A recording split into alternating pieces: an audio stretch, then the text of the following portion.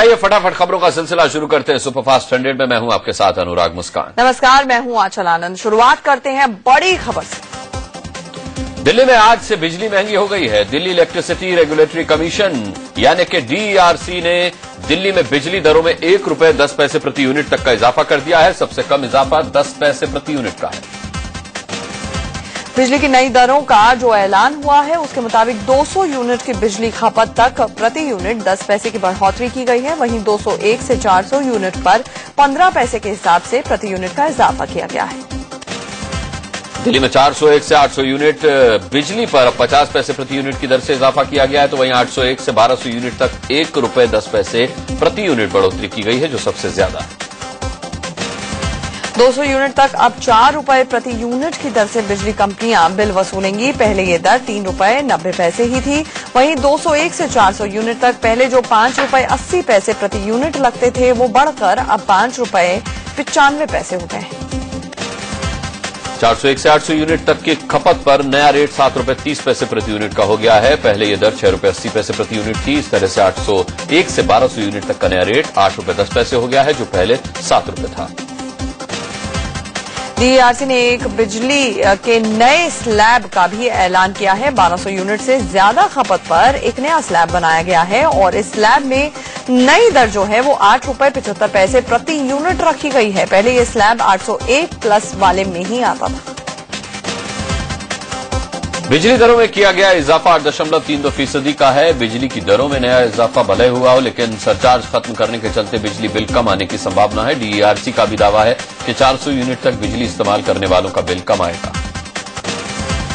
दरअसल DERC ने हर 3 महीने पर लगने वाले बिजली सरचार्ज को खत्म कर दिया है।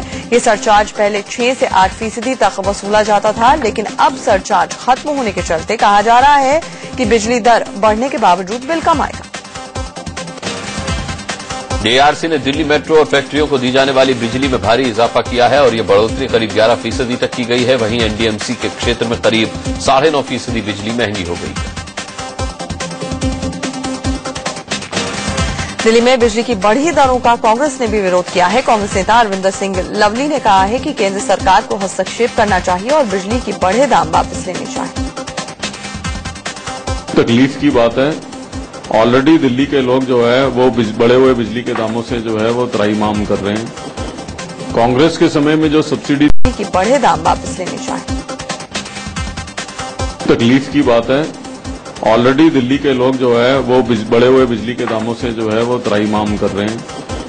कांग्रेस के समय में जो सब्सिडी थी वो भी विड्रॉ कर ली गई है। तुरंत प्रभाव से केंद्र की सरकार को इंटरवीन करना चाहिए और बिजली के दाम कम करने चाहिए। दिल्ली में बिजली के बढ़े दाम के लिए आम आदमी पार्टी ने बीजेपी को जिम्मेदार ठहराया। पार्टी प्रवक्ता आशुतोष ने कहा कि बीजेपी ने 30% बिजली रेट कम करने का वादा किया था, उसे अब पूरा करें। दिल्ली के लोग परेशान हैं आज बिजली पानी से। उन्होंने अपने मैनिफेस्टो में कहा था कि 30% बिजली के दाम कम करेंगे। आज दिल्ली के अंदर बीजेपी की सरकार इनडायरेक्टली काम कर रही है। बजाय दाम कम करने के यहां दाम बढ़ाए जा रहे हैं। बीजेपी को इस सवाल का जवाब देना चाहिए। बीजेपी ने कहा है कि बिजली के दाम बढ़ाने से बचना चाहिए था। बीजेपी नेता जगदीश मुखी ने यह भी कहा कि पार्टी अभी भी बिजली में सब्सिडी देने के पक्ष में है और इस वादे को पूरा करेगी। जो इंक्रीज किया है इसको इंक्रीज करने के बजाय कंपनियों के मैनेजमेंट में सुधार करके सेविंग्स की जा सकती थी। ये पब्लिक पर जो एडिशनल बर्डन डाला है इसको अवॉइड किया जाना चाहिए था। देश में गहरा बिजली संकट के बीच एक और बुरी खबर। देश में कोयला उत्पादन में बढ़ोतरी नहीं होने से बिजली संकट गहरा सकता है। केंद्रीय ऊर्जा मंत्री पीयूष गोयल ने खुद माना है कि NTPC समेत 45 पावर प्लांट के पास कोयले की कमी है। NTPC ने सरकार को जानकारी दी है कि उसके पास सिर्फ कुछ ही दिनों का कोयला बचा है। इस पर ऊर्जा मंत्री पीयूष गोयल ने कहा है कि पिछले 5 साल से कोयला उत्पादन में प्रतिवर्ष महज 2% का इजाफा हुआ है, जो कि नाकाफी है। बीजेपी पर विधायकों की खरीद फरोख्त का आरोप लगाने वाले अरविंद केजरीवाल को पार्टी ने कानूनी नोटिस भेजा है। केजरीवाल कहते फिर रहे हैं कि 20-20 करोड़ में बीजेपी विधायकों को खरीद रही है और इस बाबत पार्टी ने कई जगहों पर पोस्टर भी लगाए। केंद्रीय मंत्री नितिन गडकरी ने कहा है कि केजरीवाल बीजेपी पर गलत आरोप लगा रहे हैं। उन्होंने कहा कि अगर केजरीवाल ऐसी ही गलत बयानी करते रहे तो उनके खिलाफ मानहानि का एक और मुकदमा किया जाएगा। हम ना सरकार बनाने के लिए कोई हमने ऐसी कोशिश की है, ना हमने कोई अभी तक निर्णय किया है, ना हमने किसी प्रकार के आमिष किसी को दिया है। और इस प्रकार के गलत आरोप बार बार करना, अगर हमने हिम्मत है तो व्यक्तियों का नाम ले, फिर एक डिफेमेशन सूट डालेंगे। केजरीवाल के आरोपों को केंद्रीय गृह मंत्री राजनाथ सिंह ने खारिज किया। उन्होंने कहा कि बीजेपी न तो पहले कभी खरीद फरोख्त करती थी और न ही आगे कभी करेगी। 20 करोड़ रुपए दिए जा रहे हैं हॉर्स ट्रेडिंग को लेकर के, और बीजेपी की तरफ से अरविंद केजरीवाल का ये बयान ठीक है क्या? इतना मैं कॉन्फिडेंस के साथ कह सकता हूं कि बीजेपी हॉर्स ट्रेडिंग नहीं करती है, न करेगी। केजरीवाल ने उपराज्यपाल को निशाने पर लिया। ट्वीट कर उन्होंने लिखा है कि एलजी अगर बीजेपी को सरकार बनाने के लिए नहीं बुलाएंगे तो उन्हें या तो हटा दिया जाएगा या फिर ट्रांसफर कर दिया जाएगा। अब देखना यह है कि एलजी कुर्सी बचाएंगे या फिर संविधान की रक्षा करेंगे। ट्वीट में केजरीवाल ने लिखा है, क्या उपराज्यपाल बिना संतुष्ट हुए एक ऐसी पार्टी को सरकार बनाने के लिए बुला सकते हैं जिसके पास बहुमत का आंकड़ा ही नहीं है? क्या ऐसा करके उपराज्यपाल खरीद फरोख्त को बढ़ावा नहीं दे रहे? एक के बाद एक कई ट्वीट्स कर आम आदमी पार्टी के संयोजक अरविंद केजरीवाल ने एलजी पर सवाल उठाए और लिखा कि क्या उपराज्यपाल को पहले समर्थन देने वाले विधायकों की लिस्ट नहीं मांगनी चाहिए? ऐसा लगता है कि उपराज्यपाल पक्षपात करते दिख रहे हैं। केजरीवाल ने ट्वीट करके ये भी लिखा कि बीजेपी के पास बहुमत के लिए आंकड़े नहीं हैं। सूत्र बताते हैं कि कांग्रेस के 6 विधायक समर्थन के लिए तैयार भी नहीं हैं, लेकिन शपथ के बाद इन विधायकों को खरीदना आसान हो जाएगा। इससे पहले आज अरविंद केजरीवाल ने पार्टी विधायकों के साथ बैठक की। आम आदमी पार्टी ने दिल्ली में चुनाव कराने की मांग की है। मनीष सिसोदिया ने यह भी कहा कि पार्टी का कोई विधायक बीजेपी के साथ नहीं जा रहा। आम आदमी पार्टी का एक भी विधायक, हालांकि संपर्क किया गया था, इनसे तरह तरह के ऑफर दिए गए थे, लेकिन कोई भी किसी भी तरह से टस्से में सोने को तैयार नहीं है। सबके सब चुनाव कराना चाहते हैं, सबके सब इसमें पक्ष में है कि अब चुनाव कराया जाए। आम आदमी पार्टी के वरिष्ठ नेता मनीष सिसोदिया ने कहा कि जब बीजेपी के पास 32 विधायक थे तब वो सरकार बनाने को तैयार नहीं थी, और अब जब 29 हैं तो सरकार बनाने के विकल्प पर विचार कर रही है। भारतीय जनता पार्टी जिस वक्त उसके पास 32 विधायक थे, उस वक्त वो एलजी साहब को लिख के दे चुकी है कि हमारे पास विधायक नहीं है और हम सरकार नहीं बना सकते। अब जबकि उसके 3 विधायक और कम हो गए हैं, 29 विधायकों के होते हुए भारतीय जनता पार्टी कह रही है कि हम विकल्प तलाश रहे हैं। सिसोदिया ने यह भी कहा कि बीजेपी नोटों के बोरे खोलकर सरकार बनाने के विकल्प पर विचार कर रही है। इस बीच दिल्ली प्रदेश के बीजेपी अध्यक्ष सतीश उपाध्याय ने एक बार फिर कहा कि उपराज्यपाल से न्योता आता है तो पार्टी सरकार बनाने के बारे में विचार करेगी। देखिए, एलजी अगर हमको इनवाइट करते हैं तो निश्चित रूप से हम उसके बारे में हम क्या कर सकते हैं, क्या नहीं कर सकते, मैं राजनीतिक दल हूं और उसके ऊपर सोचना, विचार करना और फिर जवाब देना मेरी नैतिक जिम्मेवारी है। दिल्ली मेट्रो की लापरवाही के चलते हजारों यात्रियों की जान खतरे में पड़ गई। Huda city centre Jahangirpuri route में एक मेट्रो ट्रेन का दरवाजा खुला ही रह गया और मेट्रो एक स्टेशन से रवाना होकर दूसरे स्टेशन तक पहुंच गई। येलो लाइन की ये मेट्रो अर्जनगढ़ स्टेशन से सुबह करीब 9:40 पर जहांगीरपुरी के लिए चली, लेकिन दरवाजा बंद नहीं हुआ, फिर भी मेट्रो चलने लगी। करीब 1.5 मिनट तक मेट्रो के गेट खुले रहे। मेट्रो ट्रेन की बाईं तरफ के सारे दरवाजे खुले के खुले रह गए। मेट्रो की सभी बोगियों में सवार यात्रियों के तो होश ही उड़ गए। जब मेट्रो अगले स्टेशन घिटोरनी पर पहुंची तभी जाकर लोगों ने राहत की सांस ली। सुबह का वक्त होने की वजह से मेट्रो में अच्छी खासी भीड़ थी। गेट बंद हुए बगैर मेट्रो के रवाना होने से यात्री दहशत में आ गए। दिल्ली मेट्रो प्रशासन ने मेट्रो ट्रेन के ड्राइवर को सस्पेंड कर दिया है। मेट्रो प्रशासन का कहना है कि ड्राइवर की गलती के चलते ही मेट्रो के गेट खुले रह गए। मेट्रो ने इस मामले में जांच भी बैठा दी है।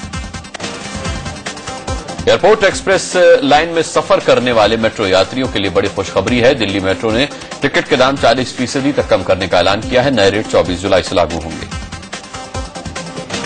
एयरपोर्ट एक्सप्रेस लाइन की नई दर के मुताबिक नई दिल्ली स्टेशन से द्वारका सेक्टर 21 तक जो पहले 180 रुपए का टिकट लगता था वो 24 जुलाई से 100 रुपए हो जाएगा। न्यूनतम टिकट जो 30 रुपए थी अब वो 20 रुपए हो जाएगी।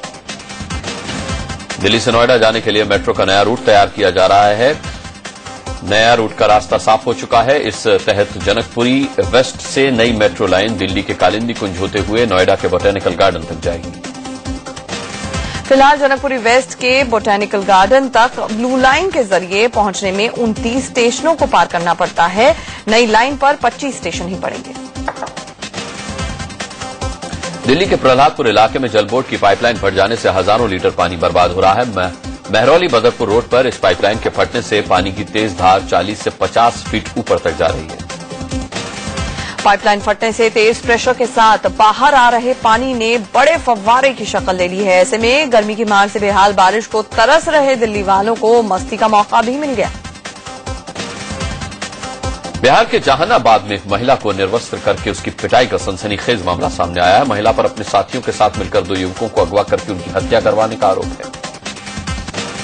पुलिस के मुताबिक लापता युवकों के परिजनों का आरोप है कि दोनों युवक जमीन खरीदने के लिए 5 लाख रुपए लेकर जहानाबाद आए थे। इसी दौरान आरोपी महिला ने उन्हें अगवा किया और पैसे छीनकर उनकी हत्या करवा दी।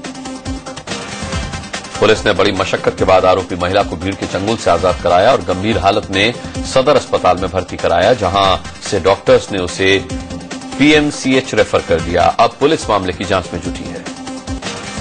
जहानाबाद में हुई इस शर्मनाक घटना ने तूल पकड़ लिया है। मामला विधानसभा में भी उठा। आरजेडी विधायकों ने विधानसभा के अंदर और बाहर इस मामले को लेकर जमकर हंगामा किया। कानून व्यवस्था को लेकर आरजेडी विधायकों ने बिहार सरकार के खिलाफ जमकर नारेबाजी की।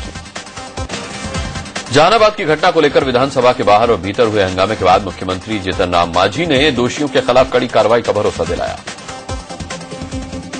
अगर घटना है तो गड़बड़ घटना है, ऐसी घटना नहीं होनी चाहिए। वही तो हम देखना है। अभी हमको पता नहीं है, जब जानकारी हो जाएगी तो इस पर कठोर से कठोर कार्रवाई की जाएगी। बिहार के पूर्व मुख्यमंत्री राबड़ी देवी ने इस मामले में कड़ी कार्रवाई की मांग की है। उन्होंने कहा कि जब से जेडीयू सत्ता में आई है तभी से बिहार की कानून व्यवस्था बिगड़ गई है। जवान लोग पीटा है महिला पर घर में घुस के, इस पर तो कार्रवाई होना चाहिए। अपराध तो जब से सरकार बना तब से अपराध बढ़ गया है। चीनी सैनिकों ने जम्मू कश्मीर में लद्दाख सेक्टर के देमचोक और चुमार इलाकों में 3 दिन के अंदर घुसपैठ की 2 बार कोशिश की है। पीएलए सैनिक देमचोक सेक्टर के चार्लिंग नीलू नाला जंक्शन को चीनी इलाके में होने का दावा कर रहे हैं। बताया जा रहा है कि ये सैनिक यहां पर अपनी गाड़ियों से आए थे। चीनी सेना ने घुसपैठ की कोशिश ऐसे वक्त की है जब प्रधानमंत्री नरेंद्र मोदी और चीन के राष्ट्रपति शी जिनपिंग ने ब्रिक्स सम्मेलन में मुलाकात की है और नए रिश्तों की शुरुआत की। लद्दाख में चीन की घुसपैठ पर गृह मंत्री राजनाथ सिंह का अजीबोगरीब बयान सामने आया। उन्होंने कहा कि दोनों देशों की सीमा पर वास्तविक स्थिति को लेकर संदेह की वजह से कई बार हमारे जवान भी सीमा पार कर जाते हैं। तो यह घुसपैठ का सिलसिला जो बराबर चलता रहता है, निरंतर चलता रहता है। उधर के सेना के जवानों का भारत में प्रवेश करना, कभी कभी भारत के लोग भी जाने की कोशिश करते हैं। हो सकता है कि क्योंकि सही डिमार्केशन न होने के कारण कभी ये प्रॉब्लम।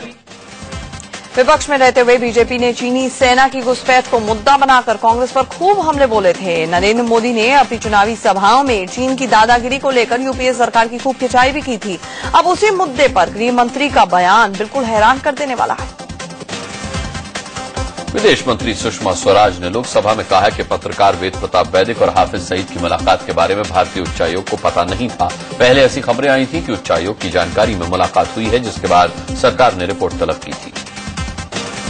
26/11 मुंबई हमले के मास्टरमाइंड और आतंकी हाफिज सईद से मुलाकात मामले में वेद प्रताप वैदिक मुश्किलों में फंसते हुए दिख रहे हैं। बताया जा रहा है कि इस मुलाकात को वैदिक से आईबी और एनआईए की टीम अब पूछताछ भी कर सकती है।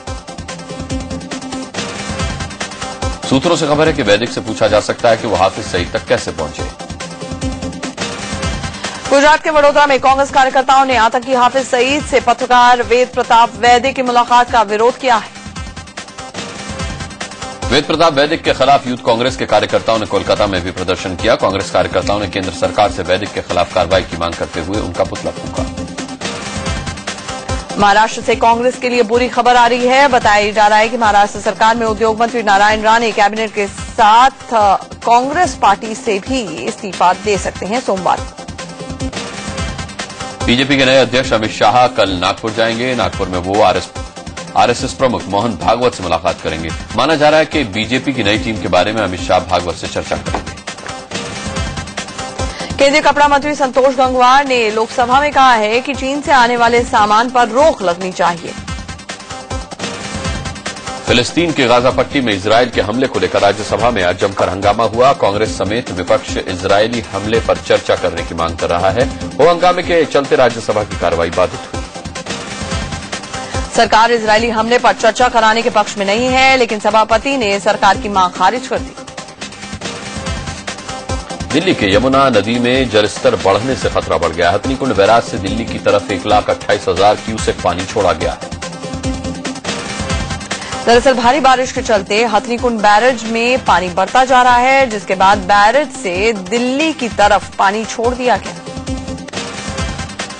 यमुना में पानी छोड़े जाने से हरियाणा के इंद्री में भी हालात बिगड़ते दिख रहे हैं। नदी का जलस्तर बढ़ गया है। उत्तराखंड में गढ़वाल के ऊपरी हिस्सों में भारी बारिश से एक बार फिर से चार धाम यात्रा पर खतरा मंडराने लगा है। पहाड़ों पर हो रही लगातार बारिश के चलते हरिद्वार में गंगा का जलस्तर बढ़ने लगा है। गंगा का जलस्तर बढ़ने से बाढ़ का खतरा पैदा हो गया है। पहाड़ी इलाकों में हो रही बारिश का असर मैदानी भागों में भी दिखने लगा है। बहराइच में घाघरा नदी का जलस्तर तेजी से बढ़ रहा है।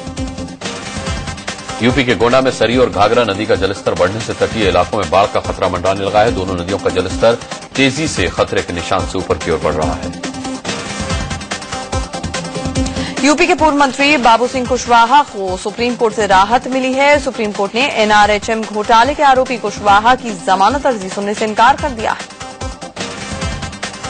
फर्जी पासपोर्ट केस में अंडरवर्ल्ड डॉन अबू सलीम की अर्जी को सुप्रीम कोर्ट की जस्टिस रंजना प्रकाश देसाई ने सुनने से इनकार कर दिया।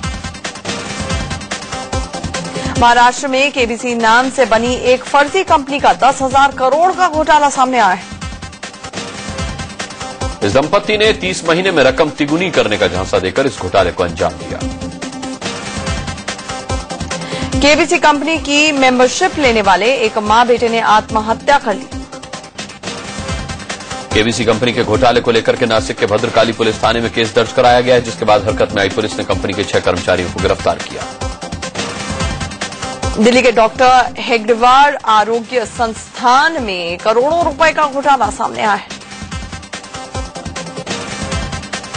भारत सरकार के कपड़ा मंत्रालय ने अभिनेत्री प्रियंका चोपड़ा को हैंडलूम वस्त्रों के प्रचार प्रसार के लिए अपना ब्रांड एम्बेसडर बनाया है। भारत सरकार का कपड़ा मंत्रालय बनारस के पावलूम बुनकरों पर मेहरबान हुआ है। मुंबई के वर्ली नाका इलाके में उस समय हड़कंप मच गया जब अचानक सीएनजी पाइपलाइन से गैस लीक होने लगी और खबर पाकर मौके पर पहुंचे दमकल कर्मियों को तो काफी मशक्कत करनी पड़ी। दिल्ली में मायापुरी में मेट्रो में काम के दौरान लोहे का शटरिंग गिरने से 3 मजदूर बुरी तरह से घायल हो गए। झारखंड के धातकीडीह में एक लड़के को सलमान खान की आने वाली फिल्म किक की तरह स्टंट करने की कोशिश में अपनी जान गंवानी पड़ी। लोहे का शटरिंग गिरने से 3 मजदूर बुरी तरह से घायल हो गए। झारखंड के धातकीडीह में एक लड़के को सलमान खान की आने वाली फिल्म किक की तरह स्टंट करने की कोशिश में अपनी जान गंवानी पड़ी। लखनऊ में बेखौफ अपराधियों ने एक लड़की का गैंगरेप करने के बाद बेरहमी से उसकी हत्या कर दी। बेंगलोर के एक नामी स्कूल के टीचर पर 6 साल की एक बच्ची के स्कूल में रेप का आरोप लगा है। मेडिकल में रेप की पुष्टि के बाद नाराज लोगों ने आरोपी टीचर को गिरफ्तार करने की मांग की। दिल्ली के तुगलकाबाद इलाके में बेखौफ बदमाशों ने 70 साल के एक बुजुर्ग की हत्या कर दी। दिल्ली से सटे ग्रेटर नोएडा में गैंगवॉर में एक बदमाश की गोली मारकर हत्या कर दी गई। गाजियाबाद में दिल्ली पुलिस और बदमाशों के बीच में मुठभेड़ हुई। मोहनगर इलाके में दिल्ली पुलिस 90 लाख की लूट के आरोपियों को पकड़ने पहुंची, तभी फायरिंग शुरू हो गई। गाजियाबाद के इंदिरापुरम इलाके में सेना के रिटायर्ड जवान ने खुदकुशी कर ली। घटना शिप्रा सन सिटी में हुई। मुंबई पुलिस ने तलोजा पुलिस स्टेशन में तैनात अपने ही एक सिपाही को किडनैपिंग और फिरौती के आरोप में गिरफ्तार किया है।